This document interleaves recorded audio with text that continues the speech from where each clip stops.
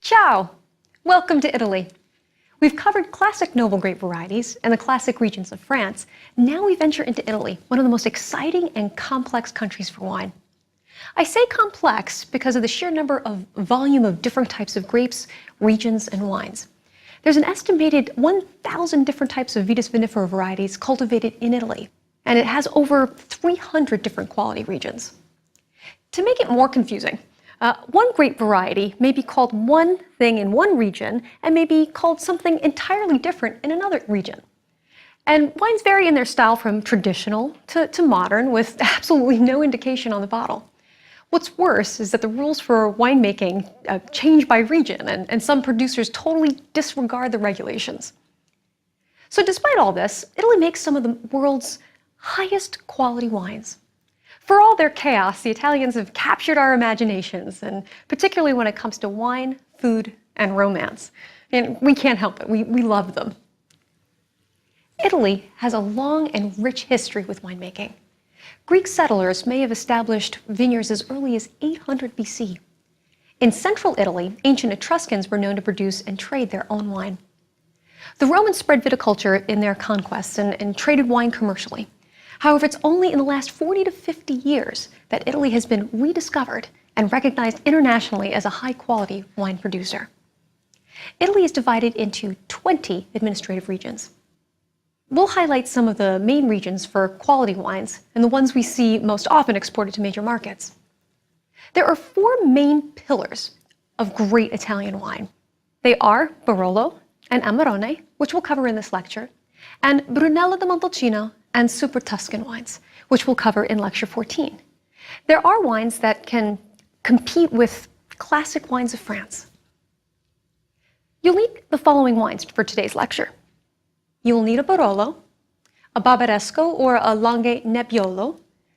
You'll need a Barbera d'Asti or Barbera d'Alba, a white wine from Piemonte, so Gavi or Arneas, a Pinot Grigio, preferably from Friuli or Alto Adige, a Soave, and an Amarone. Now you may notice that we have wines, we're tasting a really big red wine first, and then we're going to white wines. You don't normally do that. When we taste for professionals, we always go from dry to sweet, light-bodied to full-bodied, less tannin to more tannin. The reason why we're tasting them this way today is because different regions have different focuses for wines, and I want to make sure that you get the highest priority wines first. Now remember the French label vin de table? In Italy, the comparable label is Vino da Tavola. A wine labeled Vino da Tavola can have a blend of grapes from anywhere in Italy. However, these wines are technically not allowed to show vintage, variety, or name of the estate on the label. In 1963, Italy created its own classification system for labeling quality wines. The first quality level created was called Denominazione di Origine Controllata, or DOC. Today, there are more than 300 wines that have this designation. An even higher quality designation is called Denominazione di Origine Controllata e Garantita, or DOCG. Only 35 wines are allowed this label, and we'll cover a few of these in the next 2 lectures. The last word, garantita, means exactly what it sounds like. These wines go through tasting control boards that guarantee the quality and authenticity of the wine. Remember the Appellation Contrôlée, or AC of France? In Italy, the DOC controls the geographical limits of the region, the types and percentages of grapes, and the yields and the alcohol content. However, one big difference between France's AC and Italy's DOC is their aging requirements for DOC. Not so for AC. So this is something that we will see also with Spain in Lecture 16.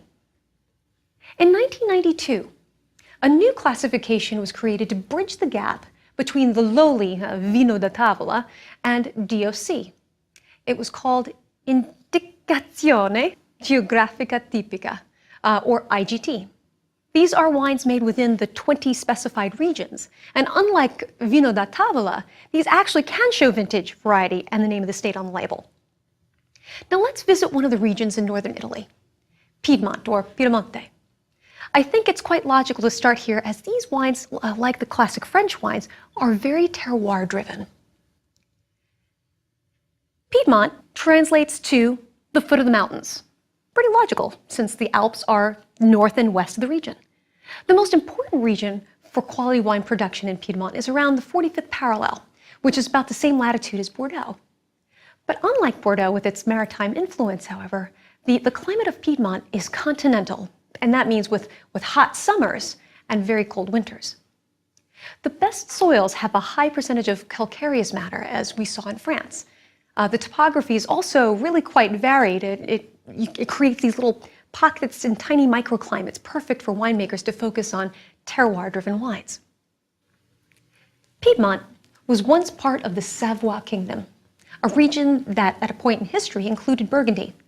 This eventually gave Piedmont a glimpse into French viticulture and a head start on developing quality viticulture and winemaking. In fact, the dialect of Italian spoken in Piedmont today sounds more French than it does Italian. South of Piedmont's local capital of Turin is the area of Piedmont's highest quality wines, Barolo and Barbaresco. These wines are made from a grape variety called Nebbiolo, which gets its name from the Italian word for fog, nebbia. It's actually as thick as pea soup. It's actually terrifying to drive in, I can tell you. Now, in the north, Nebbiolo can be called Spanna. However, its characteristics are exactly the same. Before we begin, I really should mention that if you haven't already, you should be writing down your tasting notes. What are tasting notes? These are simply your records of how you like the wine and what you notice about the wine. But don't feel intimidated and think, oh, I have to know exactly what to write. Write down anything. I mean, that's how I started, and it absolutely can reveal specific benchmarks for you, as it did for me. Now, you might write down what you think are the characteristics of the wine right alongside with what they're supposed to be. So you can compare the winemaker's opinion with what you've got. It's really important, as I said in the second lecture, to start creating your own vocabulary of what you smell and taste. The only way you're going to remember what you thought of any of these wines, how it looked, smelled, it tasted to you, is by writing it down and keeping it somewhere for you to compare your notes to. There's a sample tasting sheet for you in the back of your guidebook. You can use this one or make your own to get started. So as you go through the demos in this lecture, try taking notes. Now let's take a look at the color of I have a Barolo here, but you may have a Barbaresco. Notice the color. Here we have the Nebbiolo Barolo, and it's actually quite pale. You can see your fingers through it. And this is quite surprising given the intense tannin level of this wine, which we'll taste in a minute. But it's got less anthocyanins or color pigmentation in its skin, which gives it that more pale color. Now, when you have wines like this that are made in the more traditional style, meaning they're aged for quite a longer period of time, they're much paler in color, as opposed to the more modern ones that have more new French oak or new oak in general. They're going to be deeper in color because that new oak fixes the color. You'll hear me reference traditional style and modern style throughout these two lectures. These lectures will help you distinguish the two styles and discern your preference for one over the other. Again, that's how your tasting notes are going to come in handy. Now let's do our chest, chin, nose test for aromatic intensity. Can you smell it here? I actually can a little bit. Put it up to your chin. Wow, it's actually really quite aromatic. And Nebbiolo is a very aromatic grape variety. But unlike what you see for Cabernet or Merlot or even Pinot Noir, there's very different aromas that you get here. Let's smell it and see if you get it. Well, you do get strawberry and cherry fruit, but there's also tea leaves and rose petals. That's what it's known for. That's what Nebbiolo is known for, and they can be quite perfumed. But you also get a strong amount of minerals in this, and that points us to the old world, that it's made in Europe, because you've got that strong minerality. What you're smelling will be affected by the producer and the age of the wine. If you have an international producer such as Ceretto or Paolo Scavino, you'll probably smell more of the more obvious notes of oak, which is vanilla and toast. Especially, this will be true for new French oak. On the other hand, if you have a more traditional style producer such as Giacomo Conterno or Prunotto, who ages for longer periods of time in old, large Slavonian oak casks, you'll be getting some beautiful spice aromas, something more along the lines of maybe like a brown spice like cinnamon. And some producers blend these methods of French oak and Slavonian oak to get something in between, kind of like Vietti. Now let's taste it.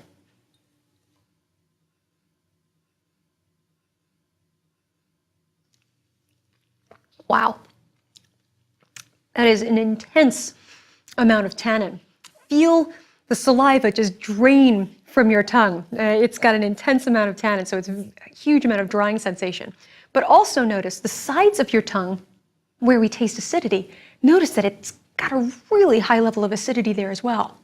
And this high tannin and high acidity is why that Barolo and Barbaresco can age for decades. And this might surprise you because you might equate really deep color with things that can age for a long time. But as we had seen before, it's a bit pale, so it might not match. The DOCG region of Barolo is known for having the most gripping structure, which we call masculine structure, and its sister region of Barbaresco, also a DOCG, tends to be a bit more perfumed and softer in its tannins, and more feminine in comparison. These wines need time, and it's not a joke when they say that they can age for 30 years or more. As they age, they gain in complexity. They add layers of spice tones and get softer and more perfumed. Remember we mentioned that the wines of Piedmont are more focused on terroir than wines from other regions of Italy? This is why you'll see a specific vineyard name along with Barolo or Barbaresco on the label. Just as in France, these designations are called specific vineyard crus. Here we have an example by Vietti from the Lazzarito vineyard, the vineyard cru in Serralunga. The vineyard is actually shaped like an amphitheater, and the wines are known to be quite long-lived and spicy. You might compare this to the Roque vineyard in Castiglione Falletto, another vineyard cru, which is known for having one of the firmest and most masculine structures when it comes to tannins of any vineyard cru. You may also see the vineyard cru of Canubi, which is the largest Barolo cru and yields quite floral and tannic wines, but not as tannic as Roque. Now you see why these wines have a connection to Burgundy? In Italy, we only see vineyard crus treated with such universal respect here in Piedmont. There's another red grape variety in Piedmont called Barbera. Years ago, Barbera was only known as a simple, unoaked, easy-drinking red. While you still see some unoaked examples today, you often see some higher quality producers doing some more with Barbera. Now here we have a Barbera also from Vietti, and just to keep it consistent, let's compare the color. You'll notice right away that the Barbera is much deeper in color than the Nebbiolo. Now let's smell it. I don't really smell it too much at the chest. At the chin you smell it a little bit, but then you stick your nose in the glass. Barbera is known for a very cherry kind of aroma with strong minerals as well, again, pointing us to the old world. And this one has some French oak on it, so I get a little bit of vanilla and toast in it. But if it had Slavonian oak, an older Slavonian oak, you wouldn't get those vanilla and toast kind of characteristics. So let's taste it.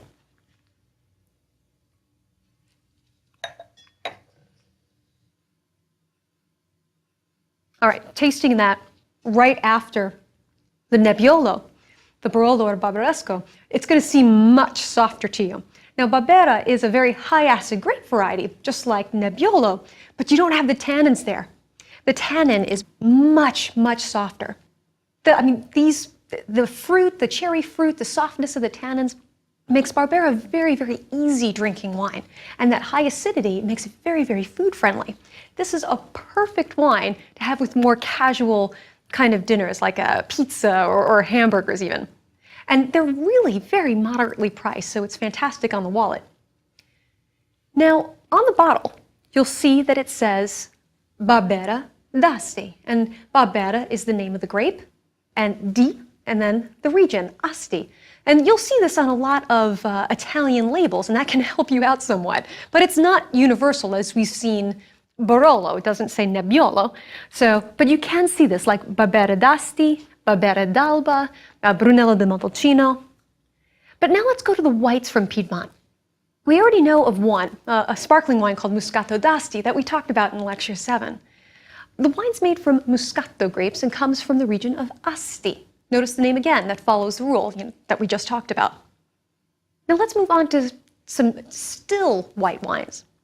Cortese is the name of a white grape that you'll find in the DOCG region of Gavi. This area has some limestone-rich soils on the hillsides, which makes for white wine great for white wines, and because of that acidity. Now, let's take a look at the color. Actually, you may want to take it in comparison to the Pinot Grigio. Notice how pale it is. It's very, very pale in color. And it actually has a little bit of a green hue to it in comparison to, let's say, the Pinot Grigio, or even the Soave, if you compare it to that. Now, these are generally unoaked wines, but you do see some barrel fermented examples. And let's smell this.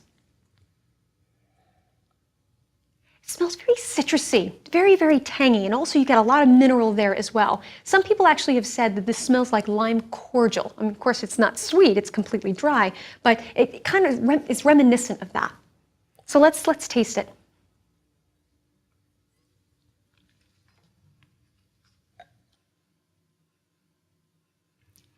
It's extremely fresh, very delicate, very crisp, very clean.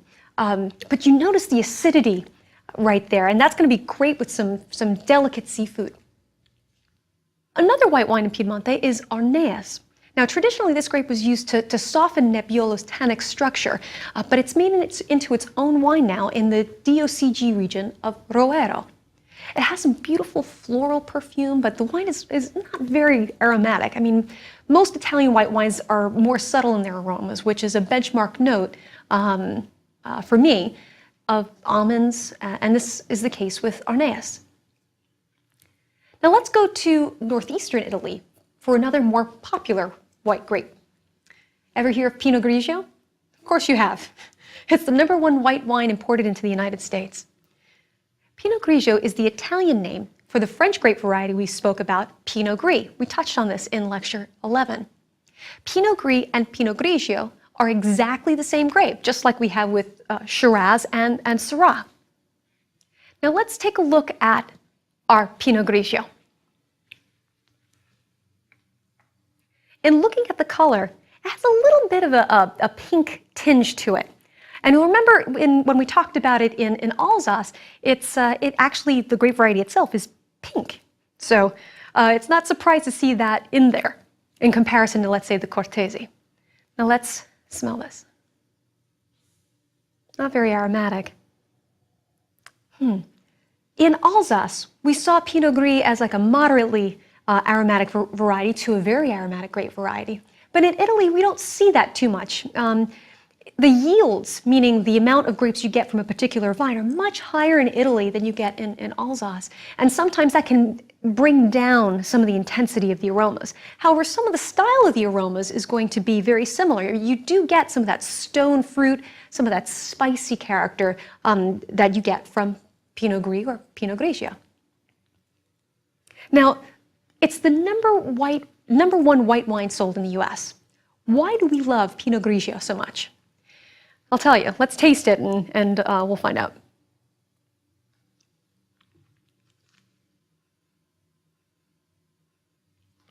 It's medium alcohol. It's medium fruit. It's medium acid. It's medium bodied. It's medium everything.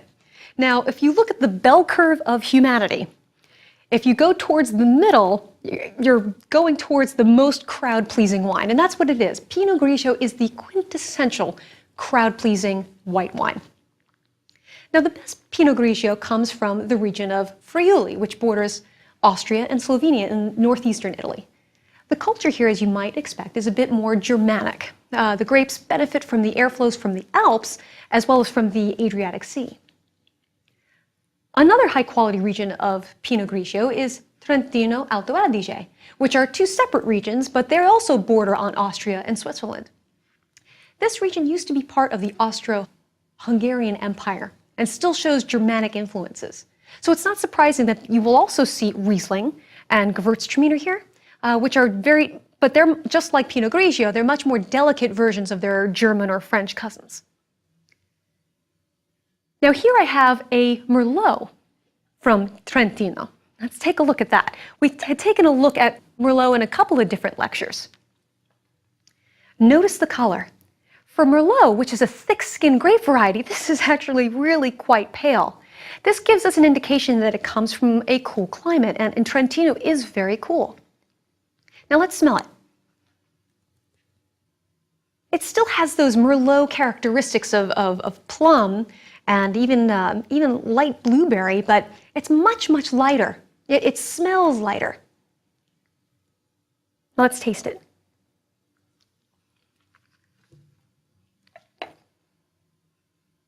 Now, you guys remember from the right bank of Bordeaux, you were tasting some really rich, chocolatey Merlots. They're really full-bodied. If you remember your notes and you look back at your notes, compare that to what you're tasting right now. This is one end of the spectrum for Merlot. It's light-bodied, it's very fruity, it's light-bodied, but it's a higher level of acidity and it's much more delicate.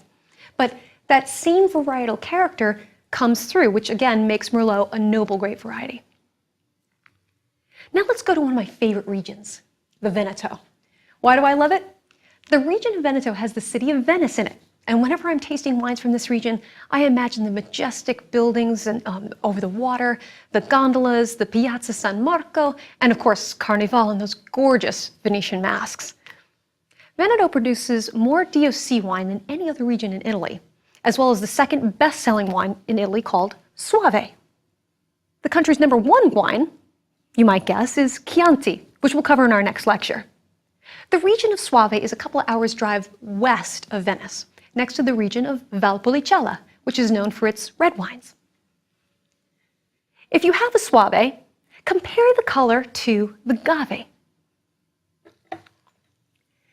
You'll notice that the Soave is deeper in color and has more gold flecks in it.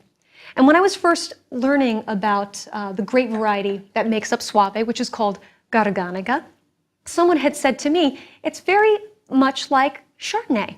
And that's always helped me to kind of remember, ooh, do I like Soave or do I not like Soave? Because I'm a big Chardonnay fan.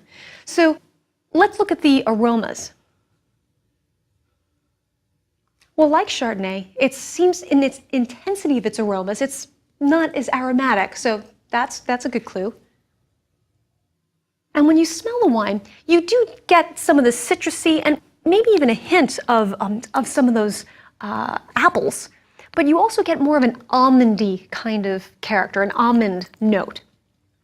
Now, you may want to smell this in comparison to the Pinot Grigio.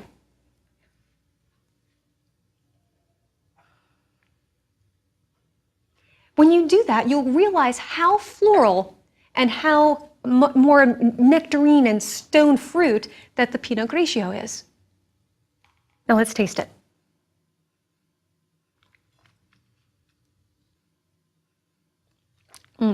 If you taste it in comparison to the Pinot Grigio or the Gave, you're going to realize how much fuller in body it is.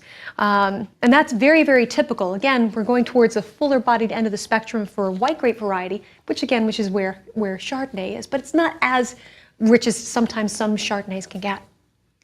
Now, the region of Valpolicella, to the west of Soave, is known for its DOC red wines, blended from 3 different grape varieties, called Corvina, Rondinella, and Molinara. Corvina is highly prized for its structure and its aromatics of sour cherry, hints of herbs, while Rondinella does exactly what it sounds like it does. It rounds out the character, the body. And Molinara is added generally in small quantities to boost acidity. The basic red wine of Valpolicella is made just like most red wines. However, there's a style made here that has placed the region on the international scene for high quality. It's called Amarone. Amarone del Valpolicella, but we call it just Amarone for short. For many years, it was labeled DOC, but in December of 2009, it was granted DOCG status. And it's about time. Amarone is made from dried grapes of the Corvina, the Rondinella, and the Molinara. These grapes are picked and then laid out to dry for several months on bamboo mats in a process called appassimento. Well, why bamboo? The reason is when you cut open bamboo, it forms this semicircle. And if you put grapes on it and they happen to burst and some of the juice comes out, the grapes aren't sitting in the juice. It just drains off. This prevents some microbial activity that could really cause some faulty aromas in the wine. The traditional style producers dry the grapes in lofts, while the more modern style producers, such as Masi, use a system called Natural Appassimento Super Assisted Program, which they love calling NASA. Now remember from when we spoke of drying grapes in Lecture 9? The water evaporates, leaving the concentrated sugars inside the grape. It's like making a reduction sauce in cooking. Once the grapes are dried to the right level, they're pressed, fermented dry, and matured in oak barrels. Now, some producers include a portion of the Corvina grapes that have developed botrytis. This is the fungus called noble rot, which we mentioned in Lecture 9. The botrytis adds a stone fruit and honeyed character to the Corvina grapes, and this adds much more layers of complexity. Now, let's look at the color of the Amarone versus the color of the Nebbiolo, of our Barolo here. You'll notice it's much deeper, much deeper in color. You can barely see your fingers through it, if at all. Now, let's see. It's not as aromatic as the Nebbiolo, but one of the great benchmarks for Amarone is chocolate-covered cherries. Now, also, the type of fruit that you get here smells like more dried fruit, and that's for a reason. It's because it's made from dried grapes. Now, let's taste it.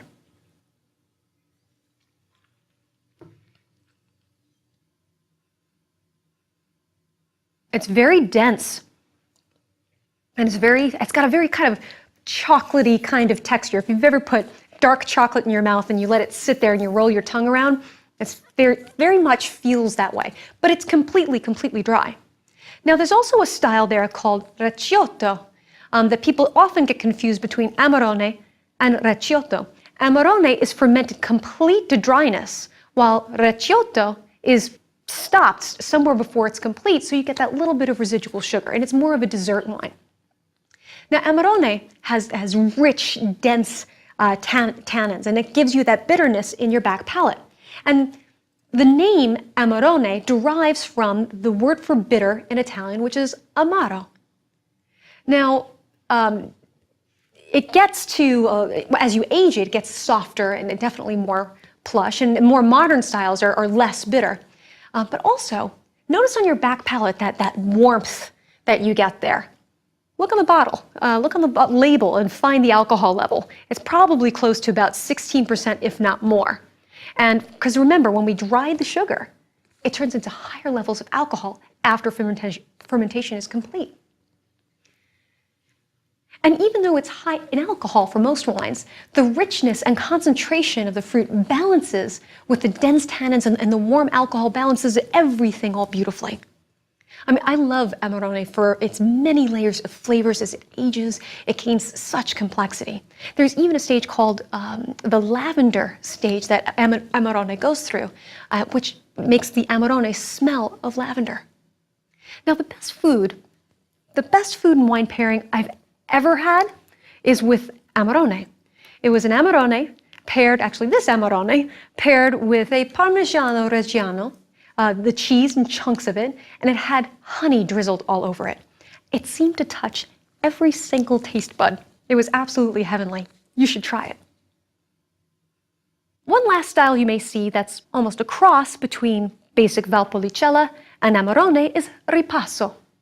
Traditionally, what would happen is that a winemaker would want to beef up his Valpolicella, So he would just take the skins from the Amarone tank and throw them into the Valpolicella tank for a while.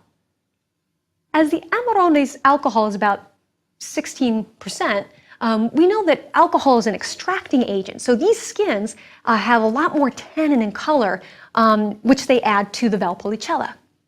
This is done by still some traditional style producers such as Bertani. However, producers like Masi use fresh dried grapes instead of using those Amarone skins, because they say that when you use old Amarone skins, it adds a bitterness to the wine, kind of like using a tea bag more than once. These Ripasso styled wines taste fresh like the Valpolicella, but richer and deeper. So they're kind of like a baby Amarone, and they can be incredible values. I offered this wine to my family at Thanksgiving, and they couldn't get enough of it. Now, here we are at the end of lecture 13, and it's time for another mystery quiz, because now you've covered all the basics plus a few regions. So see if you can identify these two wines based on my description, or at least start eliminating what it can't be. Now here we have mystery wine number 1. Let's take a look at the color. It's straw yellow with flecks of gold in it. So is this from a cool climate? Does this have any oak in it? Maybe. Now let's look at the aromatic intensity. Don't smell it here.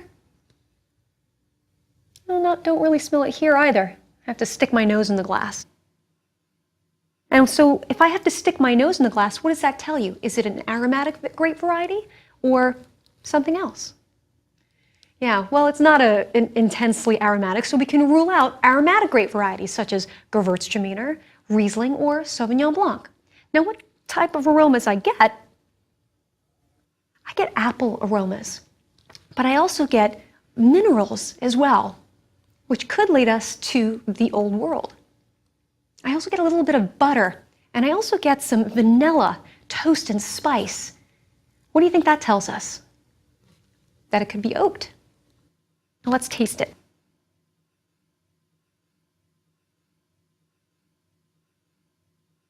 This is a full-bodied white wine. It's high acidity, but it's very well balanced. It's got a medium level of alcohol, but it's got a very creamy texture, seamless balance, and a very, very, very long finish. So if it's got all of that, what quality level do you think it is? Is it low quality, medium quality, or high quality? It's high quality. It's definitely above $25 for sure. So what do you think it is? We've got a non-aromatic grape variety from the Old World that sees some oak. You think it's a Chardonnay? Could be. What we have here is a Meursault. Well done. So let's try another.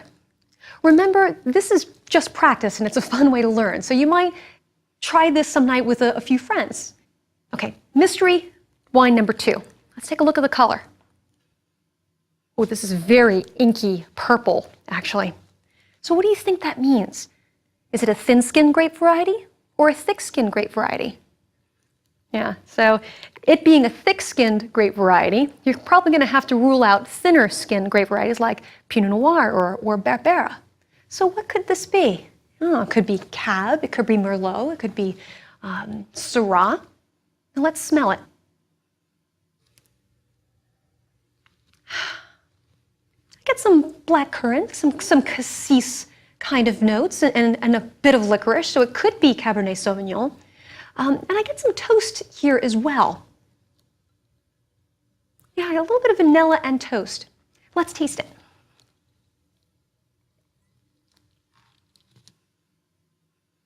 Okay, it's sweet. So we can actually rule out what we've tasted with Cabernet Sauvignon, Merlot, and Syrah. It's very full-bodied, got well-balanced acidity, very, very firm grip, these strong tannins, and a very long finish. But also, wait, very high level of alcohol. So it's not a normal level of alcohol, it's actually much higher. So what do you think? It's probably been fortified. So what gives us a thick-skinned opacity some toast notes, and sweetness.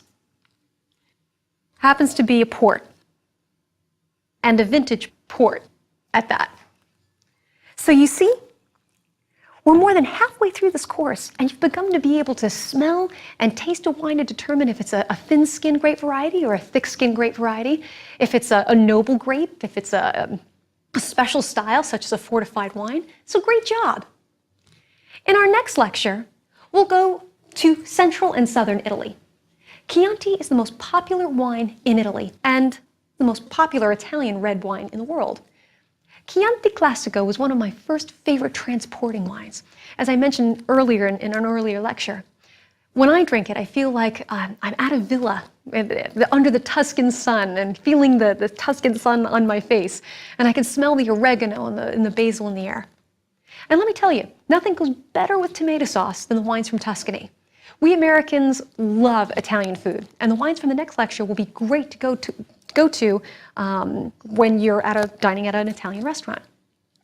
You're going to need a Chianti. I prefer a Chianti Classico, but here we have a Chianti Classico, or Chianti Classico Riserva. Those are some options. Here, a Super Tuscan. This is Sassicaia. It's a Super Tuscan wine. And then a white from southern Italy or central Italy, such as either Greco di Tufo, we have Lacrima Christi, Falanghina, and we even have a Chardonnay here as well. As long as it comes from this area, it's okay. Then we go to have an Aglianico, or a Tarossi, Primitivo, and a Nero d'Avola. I leave you with an ancient Latin proverb. It is well to remember that there are 5 reasons for drinking: the arrival of a friend, one's present or future thirst, the excellence of the wine, and any other reason. So, salute and grazie mille.